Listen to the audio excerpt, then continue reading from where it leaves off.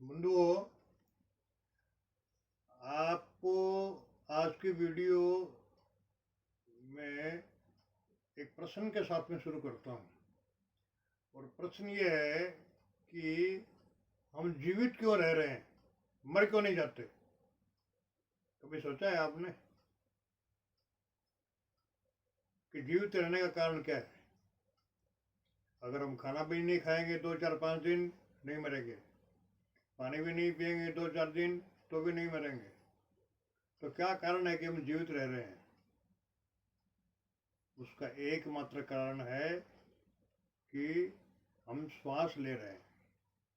तो आपने कभी सोचा है कि श्वास में ऐसा क्या है कि जो हमारे इतने बड़े शरीर को वो जीवित रखता है, और हम अकेले नहीं, इस जगत के अंदर में करोड़ों प्राणी हैं, सबको श्वास ही जीवित रख रहा है।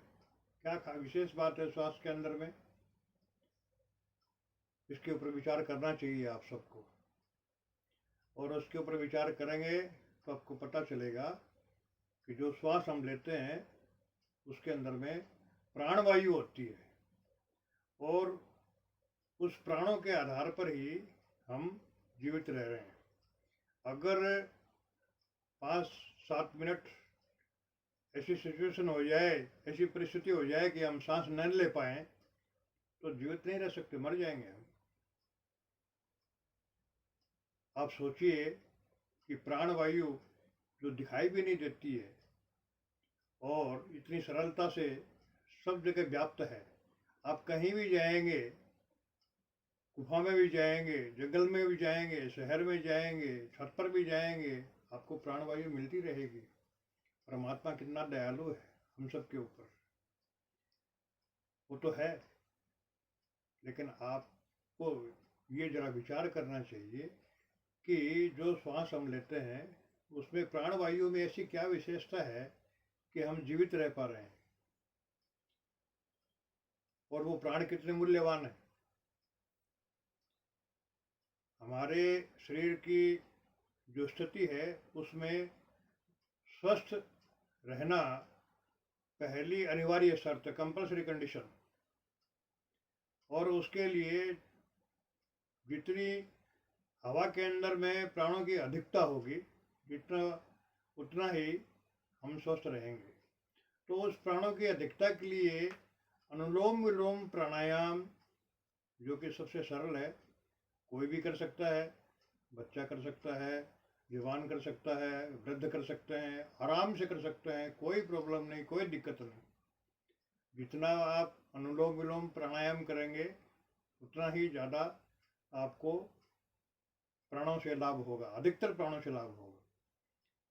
प्राणों की अधिकता से शरीर के अंदर में जहाँ पर कोई भी दोष है, वो प्राण अपने आप उसको पहले ठीक करते हैं। ऐसे ही ठीक जैसे पानी को आप कहीं भी गिरा दीजिए, पक्के फर्श पर, कच्ची जमीन पर या और कहीं, पानी अपने आप पहले उधर से ही निकलता है जिधर में ढलान होती है।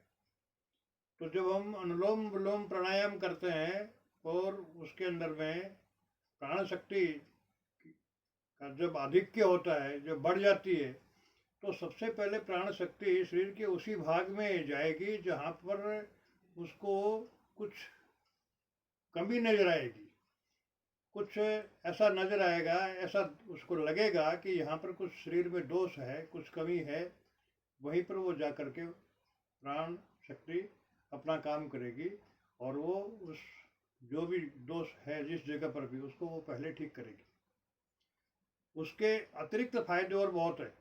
जैसे वृद्धावस्था के अंदर में फेफड़े पूर्ण सक्षमता से काम नहीं करते हैं, आधे अधूरे काम करते हैं, और अनुलोम विलोम से फेफड़ों का जो फैलाव ज़्यादा होता है, उससे फेफड़े स्वस्थ होते हैं।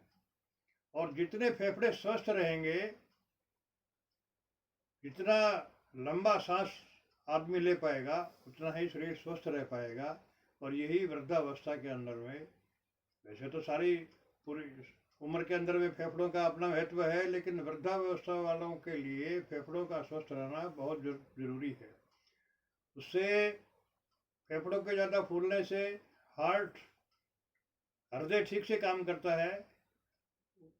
जो भी रक्त वाहिनियों में, रक्त संचालन में कहीं पर भी कोलेस्ट्रॉल वाली जो प्रॉब्लम है, बाधा है, उसको हार्ट अपने आप अपनी गति को बढ़ा के, गति में फोर्स पैदा करके वो उसको ठीक कर लेता है। लेकिन हृदय को भी तो शक्ति चाहिए ना, वो तो प्राणों से ही मिलेगी। प्राण शक्ति जितनी ज़्यादा होगी हृदय के पास में, हृदय उतना ही शक्तिशाली होगा।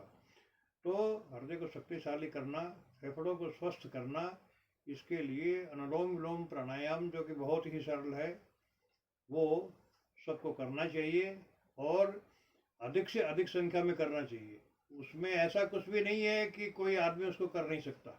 दिव्यांग भी उसको कर सकता है, जो शरीर से कमज़ोर है वो भी उसको कर सकता है। और उसके लिए कोई विशेष आसन की विशेष परिस्थिति का होना जरूरी नहीं है। कहीं पर भी आराम से पद्म पलाथी लगा करके या साधारण पलाथी लगा करके बैठ जाए। हाँ, कंडीशन एक ही है, सीधे होकर के बैठे, रीढ़ की हड्डी के अंदर में कहीं पर बंक नहीं होना चाहिए। सामने की तरफ झुकाव होना सामान्य सा वो हो सकता है, उसमें कोई दिक्कत नहीं है। लेकिन ज़्यादा दब के बैठना वो ठीक नहीं है। तो अनुलोम विलोम करने के लिए सबसे पहले अंगूठे से दाई नासिका को बंद करके बाई नासिका से श्वास को अंदर लेना और जहाँ तक संभव हो सके उसको रोकना, और उसके बाद में किसी भी अंगुली से बाएं नाक को रोक करके दाहिने नाक से श्वास को छोड़ना। एक सांस मैं आपको करके बताता हूँ।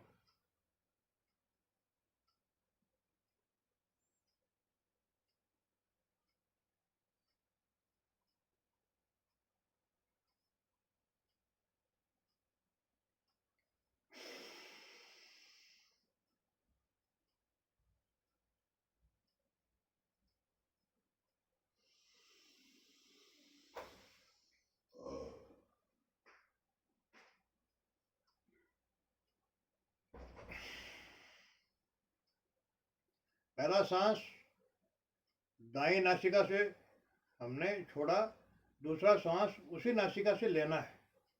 ये एक चक्र हो गया प्राणायाम का। उसको आप 2 गिन सकते हैं, आप गिन के करिए। और कम से कम सुबह खाली पेट 70 या 80 या संभव हो तो उससे भी ज़्यादा, जितना ज़्यादा करेंगे उतना ज़्यादा आपको फ़ायदा मिलेगा। आप 3 दिन करके देखिए, पहले सिर्फ अनुलोम विलोम और कुछ नहीं। आपको 3 दिन के अंदर में अपने आप को कुछ ऐसा लगेगा, महसूस होगा कि कुछ न कुछ तो शरीर के अंदर में चेतना जागृत हो रही है, कुछ न कुछ नई शक्ति का शरीर में संचरण हो रहा है। आज के दिन इस अनुलोम विलोम प्राणायाम की विशेषता आपको बता करके शुरू करने के बाद में कल फिर उसके आगे का भाग आपको बताएंगे। धन्यवाद। और अगर आपको वीडियो पसंद है तो आप उसको लाइक कीजिए और बेल बटन को जरूर दबाइए। धन्यवाद।